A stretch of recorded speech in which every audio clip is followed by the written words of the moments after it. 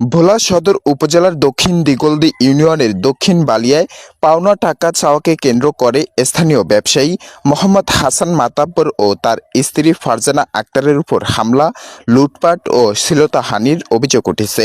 মঙ্গলবার রাতে মাতাব্বর ট্রেডার্সে এই ঘটনা ঘটে।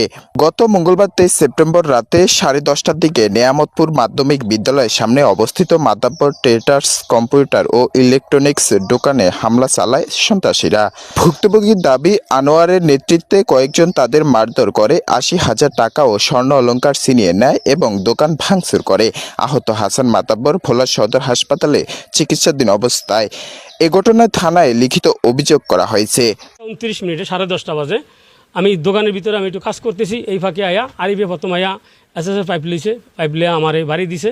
তারপর দিয়ে ওর ভাই ঢুকছে, তারপর ওর খালাতো ভাই আছে ইব্রাহিম, ও আমাকে এলো পাতালি মার দিছে, যেটা আপনারা ভিডিও ফুটেজে দেখতে পারবেন আমার সাথে কী ব্যবহার করছে। এবং আমার ভিতর থেকে মারতে মারতে বাইরে আনছে, বাইরে আনার পরে বাইরেও মারছে, মারার পরে আমার ওয়াইফে দৌড়িয়ে আমার গায়ের উপরে পড়ছে, ওরা চুলে দৌড়িয়া জুয়েলে নিজে থাপড় দিয়ে মেলামারিয়া ফালাই দিছে। মারাই দেওয়ার পরে আবার হিরিও আমার বুকে জাবাই পড়ছে। জাবাই দেওয়ার পরে আমার পকেটে টাকা ছিল, ডাইন পকেটে 80,000 টাকা ছিল, যেই টাকাটা আমি ব্যাংকের থেকে উঠে আনছি, সেটারও ডকুমেন্টস আমার কাছে আছে। এই টাকাটা নিয়ে গেছে গা। আর আমার ওয়াইফের লাস্টে যে আমরা জড়াই ধরার কারণে পরে শেষকালে ইব্রাহিম নামের যে ছেলেটা, ওই আমার ওয়াইফের থেকে চেনটা টাইন দিয়ে লইয়া চলে গেছে গা।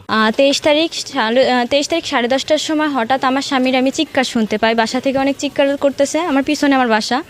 চিৎকার শুনতে পাই, আমি দৌড়ে আসি। দৌড়ে আসার পরে দেখতেছি জুয়েল, ইব্রাহিম, রাকিব এরা এলো পাথারি আমার স্বামীকে মারতেছে। আমি সহ্য না করতে পেরে ওনাদের গার উপরে আমি ঝাঁপায় পড়ি আমার হাজব্যান্ডকে আমি বাঁচানোর জন্য।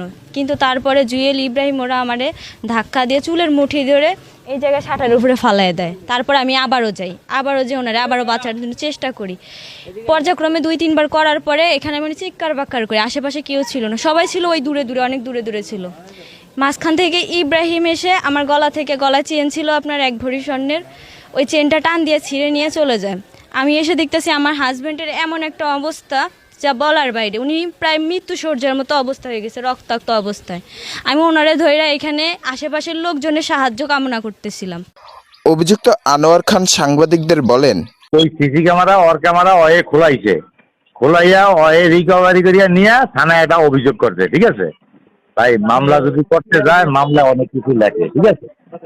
মারামারির সময় আমি ছিলামও না, আমি দেখিও, ঠিক আছে?